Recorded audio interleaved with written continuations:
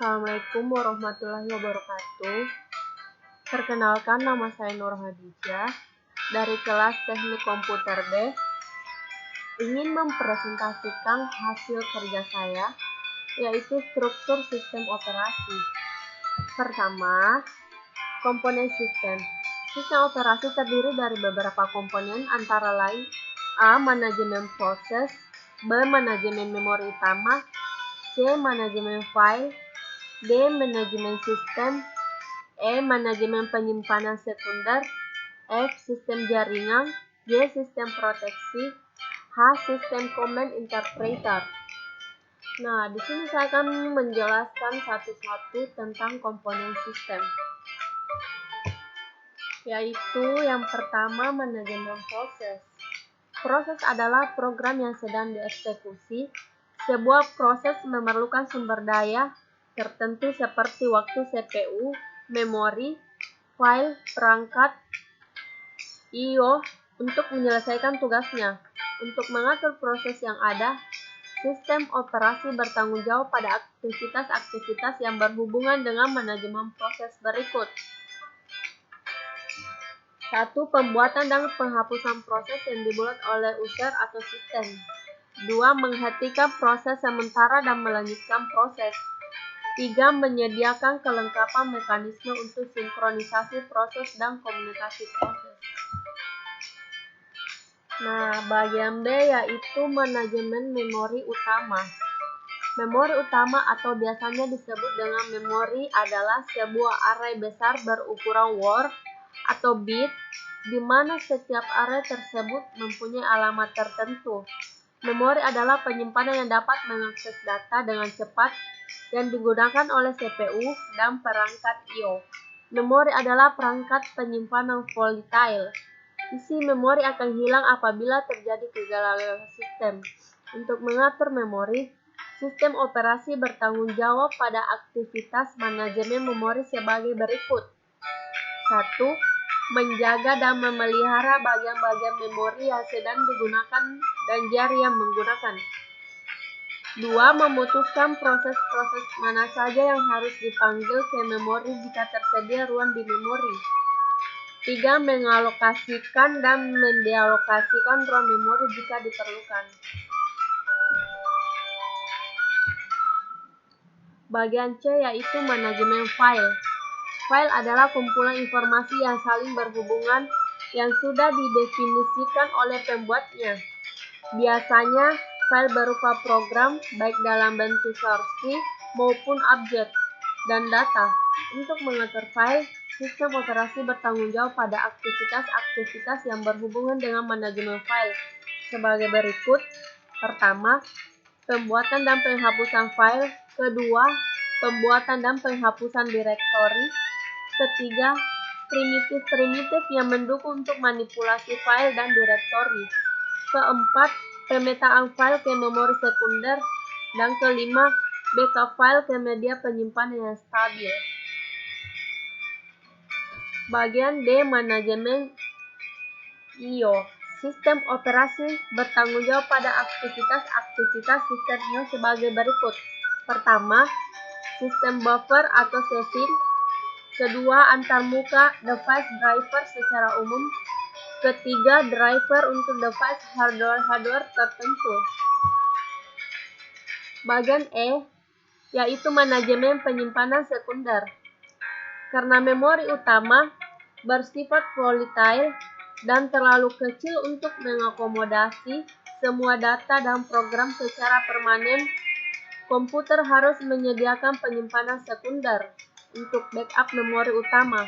Beberapa sistem komputer modern menggunakan disk untuk media penyimpanan online, baik program maupun data. Sistem operasi bertanggung jawab pada aktivitas-aktivitas manajemen penyimpanan sekunder sebagai berikut. Pertama, pengaturan ruang bebas. Kedua, alokasi penyimpanan. Ketiga, penjadwalan disk. F, yaitu sistem jaringan atau sistem terdistribusi. Sistem terdistribusi adalah kumpulan proses yang tidak menggunakan memori atau clock bersama-sama. Setiap prosesor mempunyai lokal memori sendiri. Prosesor pada sistem dihubungkan melalui jaringan komunikasi. Komunikasi dilakukan dengan menggunakan protokol. Sistem terdistribusi memungkinkan user untuk mengakses sumber daya yang beragam dengan mengakses sumber daya yang dapat digunakan bersama-sama. Tersebut akan memberikan keuntungan dalam: pertama, meningkatkan kecepatan komputasi; kedua, meningkatkan ketersediaan data; ketiga, meningkatkan kehandalan sistem. Nah, untuk bagian G yaitu sistem proteksi. Proteksi adalah suatu mekanisme untuk mengontrol akses oleh program, proses, atau user pada sistem maupun resource dari user. Mekanisme sistem proteksi yang harus disediakan sistem meliputi: pertama, membedakan antara penggunaan yang sah dan yang tidak sah; kedua, menentukan kontrol yang terganggu; ketiga, menetapkan cara pelaksanaan proteksi. H, yaitu sistem command interpreter.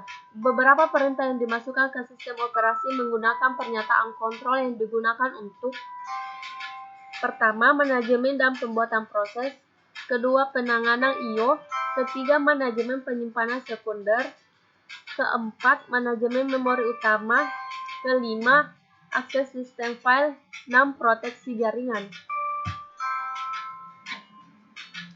Nah, bagian kedua saya akan membahas sistem call. Sistem call menyediakan antarmuka antara program yang sedang berjalan dengan sistem operasi. Sistem call biasanya tersedia dalam bentuk instruksi bahasa assembly.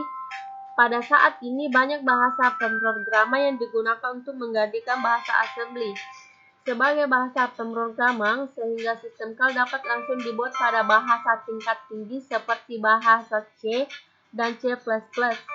Terdapat 3 metode yang umum digunakan untuk melewatkan parameter antara program yang sedang berjalan dengan sistem operasi, yaitu: pertama, melewatkan parameter melalui register; kedua, menyimpan parameter pada tabel yang disimpan di memori; ketiga, push penyimpanan parameter ke stack oleh program dan pop mengambil isi stack.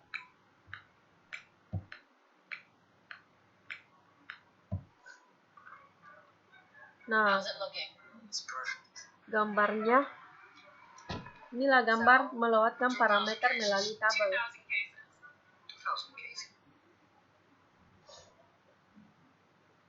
Seperti inilah contoh gambar.